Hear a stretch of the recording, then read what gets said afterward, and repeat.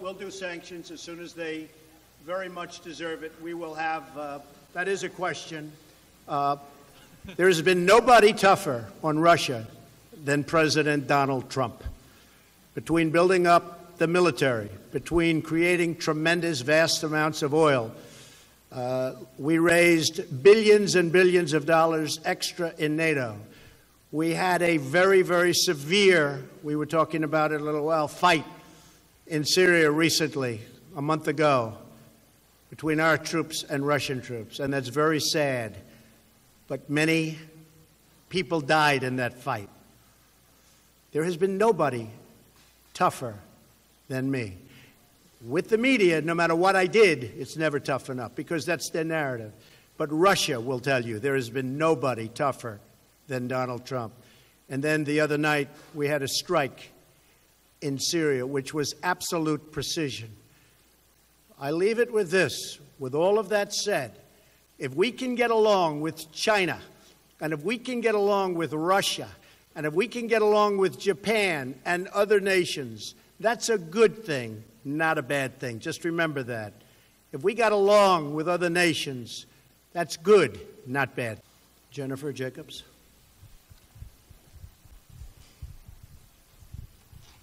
Thank you, Mr. President. On the Mueller probe, have you concluded that it's not worth the political fallout to remove either Special Counsel Mueller or Deputy Attorney General Rosenstein? And Prime Minister Abe, did the President ask you to provide more funding for U.S. troops in Japan? And what agreement did you reach here in Florida on buying more military equipment from the U.S.? Jennifer, I can say this, that there was no collusion, and that's been so found, as you know, by the House Intelligence Committee. There's no collusion. There was no collusion with Russia other than by the Democrats, or as I call them, the obstructionists, because they truly are obstructionists. So we are giving tremendous amounts of paper. This was really a hoax created largely by the Democrats as a way of softening the blow of a loss, which is a loss that, frankly, they shouldn't have had from the standpoint that it's very easy for them. They have a tremendous advantage in the Electoral College, and this is what it is, and this is where it came from. You look at the kind of money that was paid. Probably some went to Russia. You look at Podesta having a company in Russia where nothing happened and people don't talk about it. You look at the fact that their server, the DNC server, was never gotten by the FBI. Why did the FBI take it? The FBI takes what they want. They go in, they wouldn't get the server. This is a hoax. As far as the investigation, nobody has ever been more transparent than I have instructed our lawyers. Be totally transparent.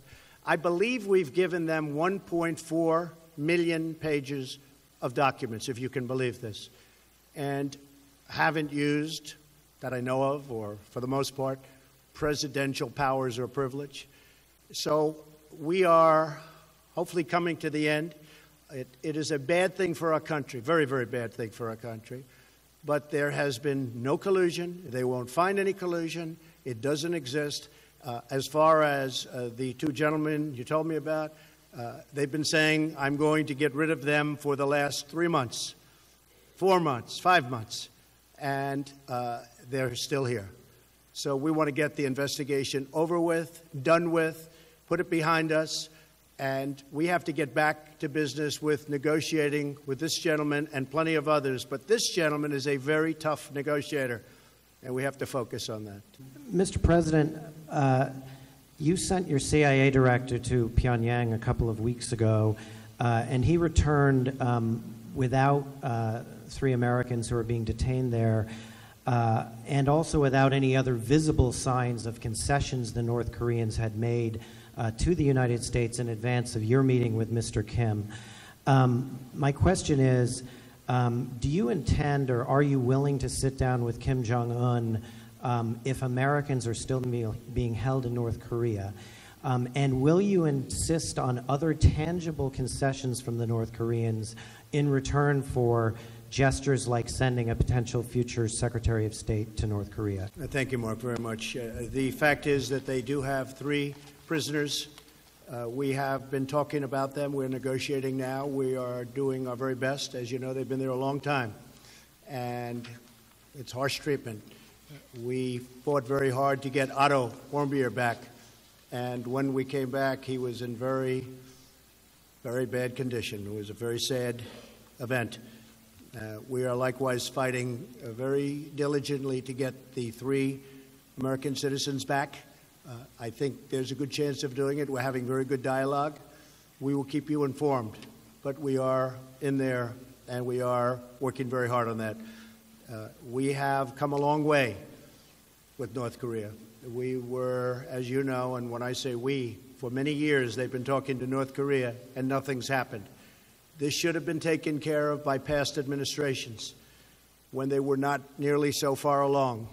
But we put unbelievably powerful sanctions on and many other things. I want to thank publicly President Xi of China, who has done more for us than he's done for any other administration or than any leader of China has done for any president or administration.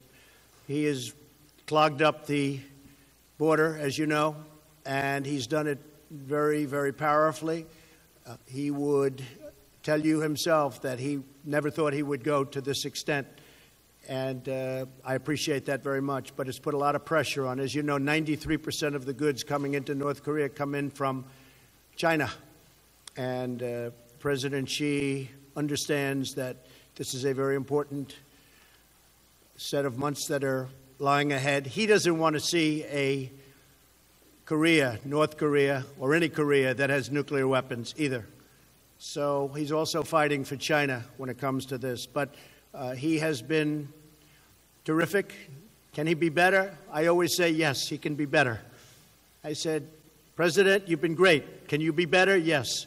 But he's been very good, and it's had a big impact, and what we've done has had a big impact. So we've never been in a position like this with that regime, whether it's father, grandfather, or son, and I hope to have a very successful meeting. If we don't think it's going to be successful, Mark, we won't have it. We won't have it. If I think that it's a meeting that is not going to be fruitful, we're not going to go. If the meeting, when I'm there, is not fruitful, I will respectfully leave the meeting and we'll continue what we're doing or whatever it is that will continue, but something will happen. So I like always remaining flexible, and will remain flexible here. I've gotten it to this point. President Moon of South Korea was very generous when he said if it weren't for Donald Trump, the Olympics would have been a total failure. It was my involvement and the involvement of our great country that made the Olympics a very successful Olympics. If you look at ticket sales prior to what took place with respect to North Korea, it was going to be a big problem, and it turned out to be a very successful Olympics. So we've gotten us here, and I think we're going to be successful. But if for any reason I feel we're not, we end. Okay? Thank you, Mark.